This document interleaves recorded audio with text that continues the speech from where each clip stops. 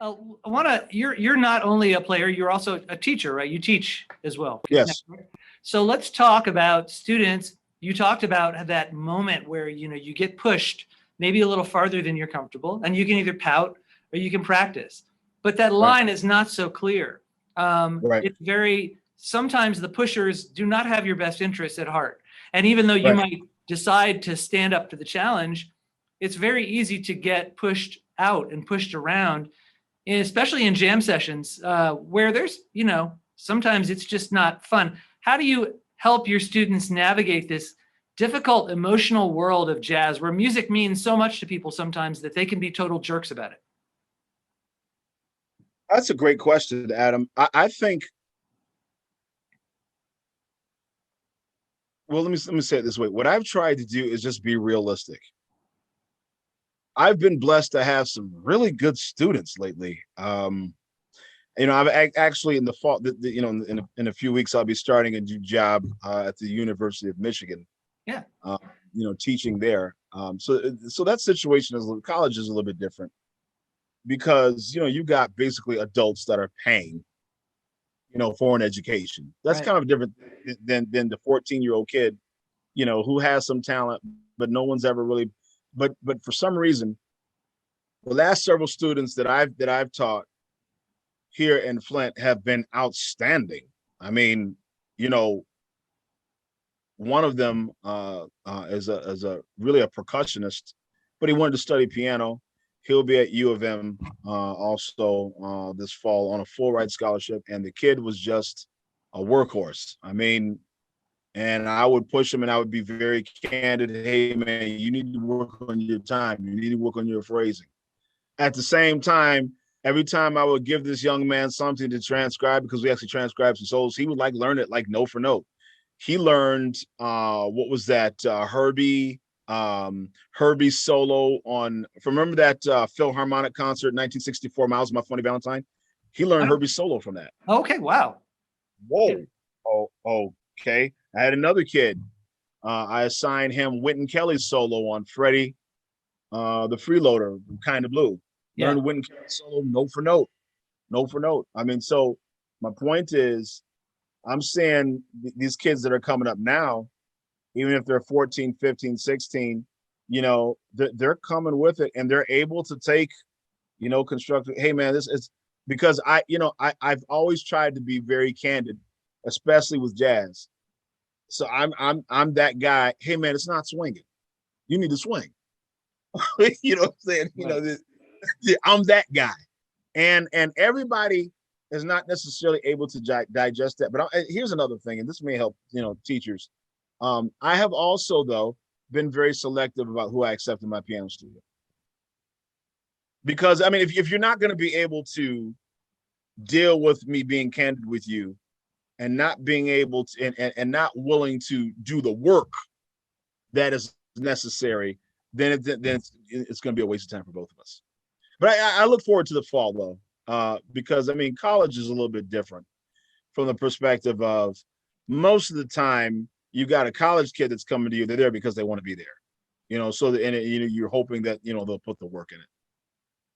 Well, I wasn't so much talking about the relationship of the teacher to the student and how the student can withstand the teacher's criticism. Okay. I was more talking about the professional world where you sometimes run into people who feel territorial about their music. And Oh, they may okay. say Well, no. unkind things to you just because, they're going to push you to see how far they can push you to find out if you're for real, or maybe they'll push you out because they really don't want you there. And they'll say things that aren't even true. Like, hey, it's not swinging when it is, just to get you off balance. Well, Adam, to be honest with you, I have not experienced that. Or I'm not aware of having experienced that from the perspective that you just stated. Okay. Bona fide masters cuss me out on the bandstand. And I'm not talking about figuratively cussing out. I'm talking about the actual words. Right. That I will not repeat at this time. I will not utter. Okay. Okay. I had the Marcus Belgraves and Donald Waldens, and people like that, some of the greatest musicians of our time, literally just tear into me. But the stuff they're saying about my plan, it was right. Yeah. Donald Walden told me one time, such and such, if I wanted a A in the chord, it was a C major seven thing. We were playing Lady Bird. Was in the first chord of that C major seven? Yeah, C major seven. I had put an A in the chord. He said, it's a C major. I said, I'm playing. He said, no, you're not, because you got an A in the chord. And such, if I wanted an A in the chord, I would tell you to put a such and such A in the chord, and don't put another such and such A in the chord again. And it was just like, okay, I didn't get offended. I didn't get upset. You know why? Because it was Donald Walden cussing me out. Because Marcus Belgrave cussing me out. Okay. So it was just like, I held, it was Wendell Logan. I held these guys in such high esteem that whatever they said, I took it because I was honored that they gave me the time of day. And he's not going to have you on his bandstand if he doesn't think that you're talented. First time I met Wynton Marsalis, he said some things to me that I will not repeat on camera. But he also followed up everything he said about my playing with, man, you are very talented. If you shed, you're gonna be a bad cat. That kind of thing. So I was never offended. And then being a black man, and dealing with racism, when other people I'll just have to be very candid. When white people would blow me off until they heard me play, Right. And that kind of thing, that didn't really affect me because I developed thick skin about that early on, as a lot of African Americans, we have to do, because that is the reality of growing up in a racist society. So, that's one thing my father gave me.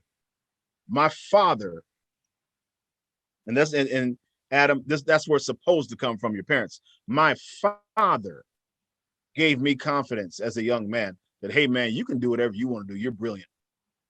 So whatever you want to do, you don't let anything distract you. I don't care what anybody says. You're good at what you do. And it doesn't really matter what anybody else thinks. I'm telling you, you're good. So that should be enough. And it was. That's nice. That's really nice. Yeah. So all these experiences, your educational, your social, your support from your father and your mother, they combine to create an idea in your head of quality in music. And you've described it a little bit as music that sounds good or makes you feel good. Can you elaborate a little? What do you expect from your collaborators? What do you teach your students? What is quality to you? That's a great question too. You're bringing it with the questions tonight, my brother. That's what I do. Yes, sir.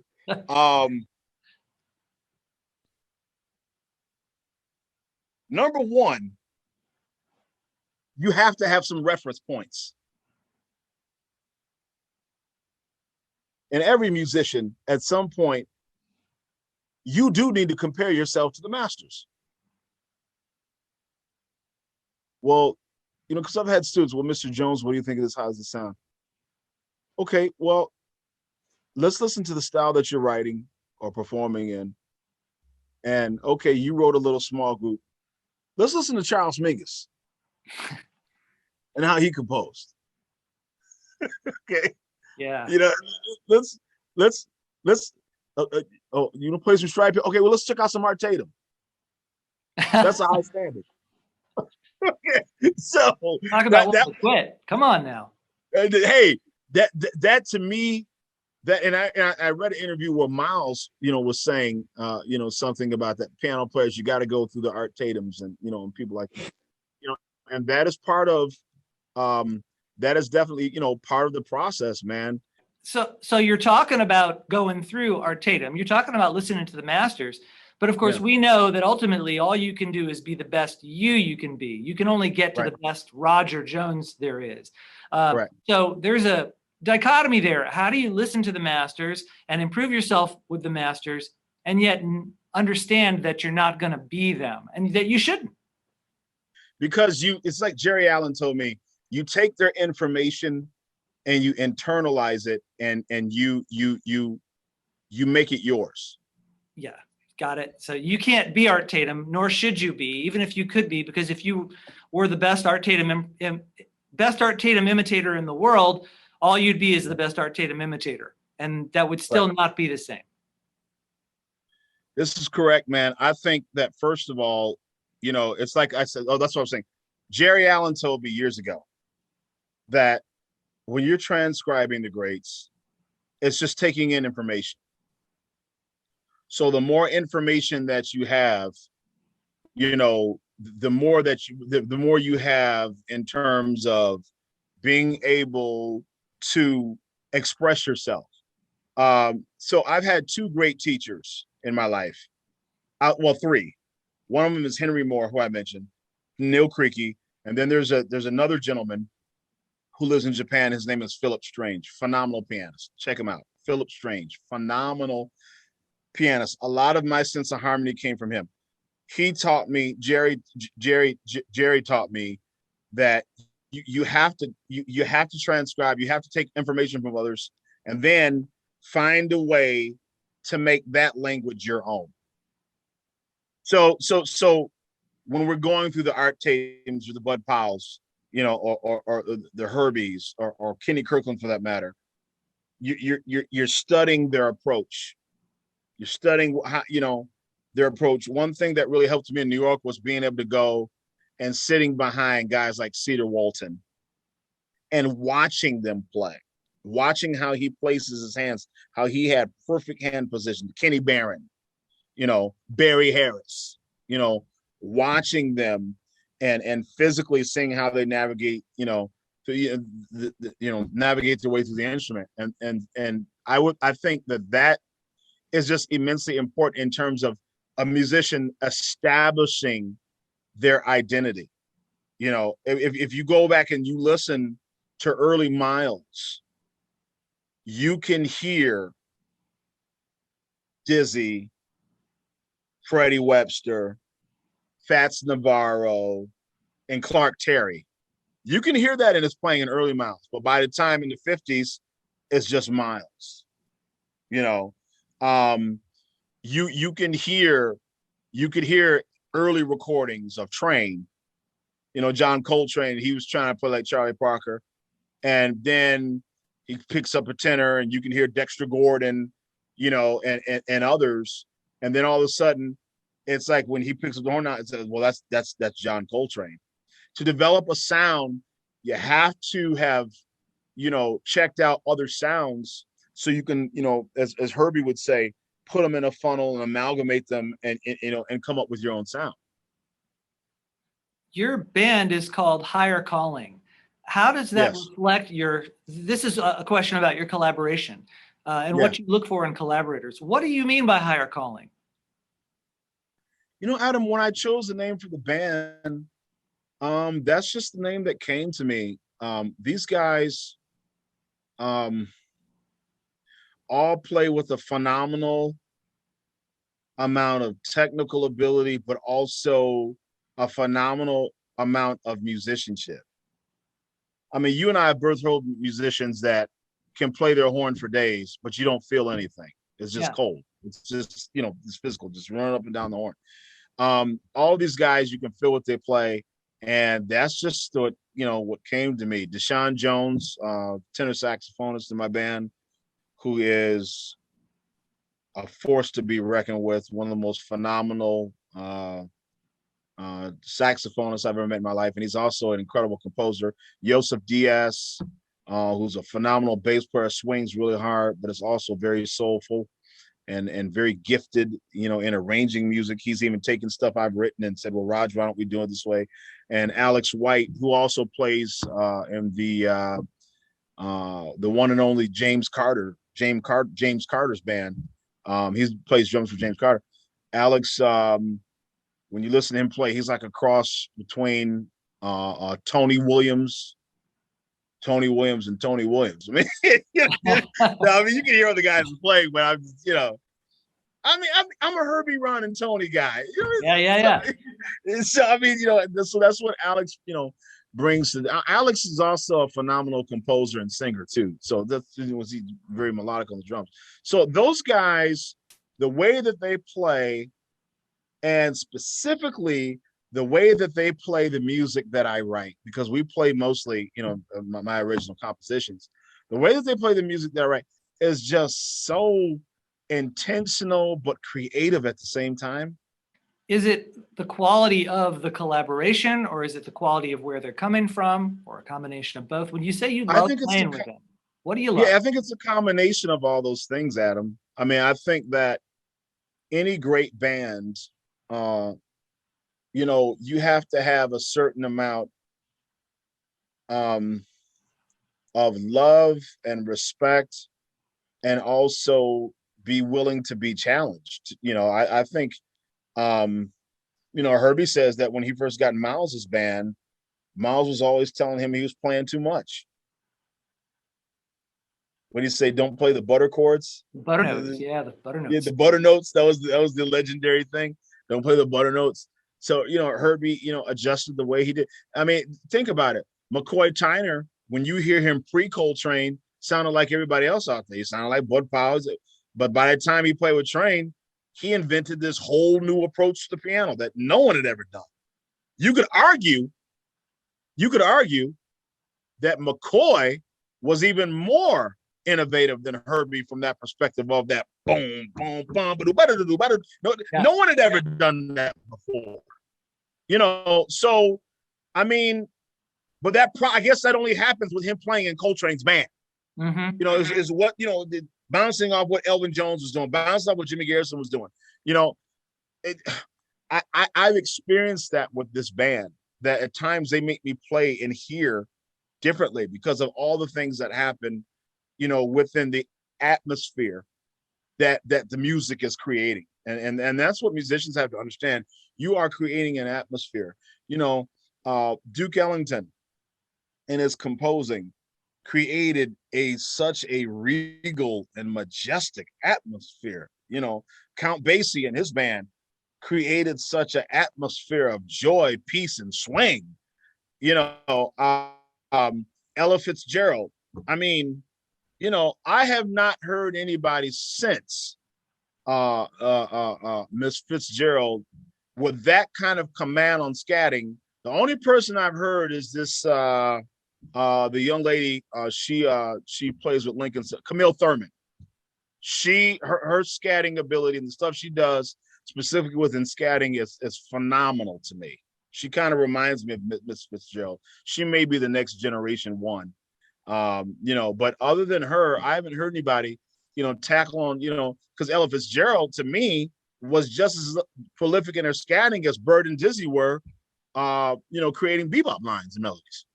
Yeah. So I think that it just happens, Adam. It's a combination of all those things. Yeah, the band to a certain extent, you got to get along. You're not going to sit there and be, just playing great music, especially playing consistently with somebody and you hate them, which is why some bands break up.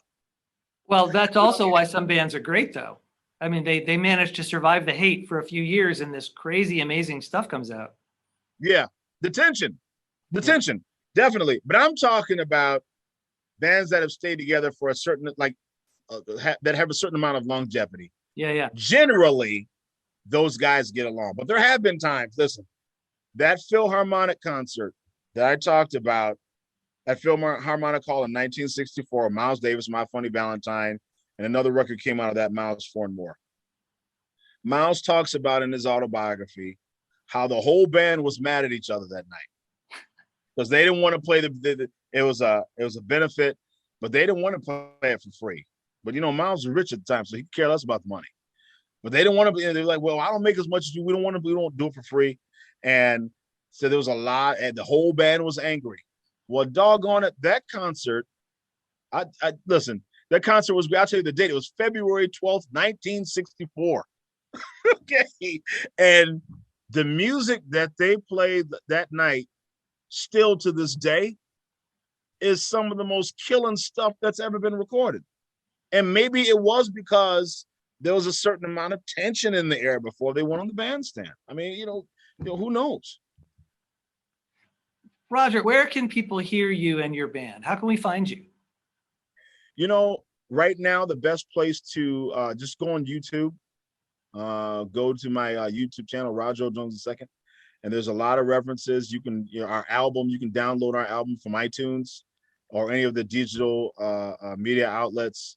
We play off and on, but right now, we just recorded a live album in Detroit in March. So that will be out later on this year. And then we're going to go back into the studio in the fall and record something else. I'll be at the Edison Jazz Festival in Kalamazoo, Michigan, September 19th. And that is a tribute to, check this out, a piano player that is very underrated and not known by a lot of people. That is a tribute to pianist Herbie Nichols. Okay. A lot of people don't know. I mean, of course you do, but a lot of people don't know about Herbie Nichols. And he was, in my opinion, he was a cross between Bud Powell and Monk. Okay. Yeah. Wow. So those are some of the dates. I mean, I've got some other local things, coming up, around here, some society gigs, what have you. But in terms of the jazz stuff, September, and I think we're going to be, where are we supposed to be at?